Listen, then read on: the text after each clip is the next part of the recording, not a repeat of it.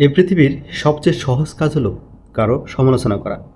আপনি যখন কাউকে থামাতে পারছেন না কিংবা তার সাথে পেরে উঠতে পারছেন না, তখন আপনার সবচেয়ে সহজলভ্য যেটা করণীয় সেটা হলো তার সমালোচনা করা।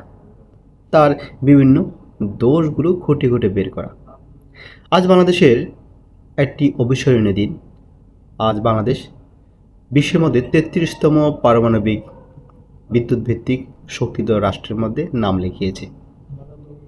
বাংলাদেশের মতো একটি রাষ্ট্র এত বড় একটি ঝুঁকি নেওয়া সত্যি এটি সাহসিকতার ব্যাপার।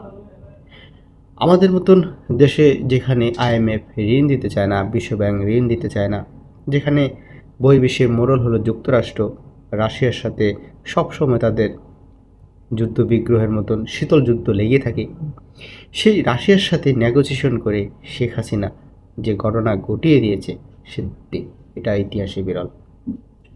এবং তার অদম্য সাহসেই কিন্তু আমরা বিশ্বের মধ্যে ৩৩তম পারমাণবিক বিদ্যুৎ ভিত্তিক শক্তিধর রাষ্ট্রে নাম লেখাতে সক্ষম হয়েছি।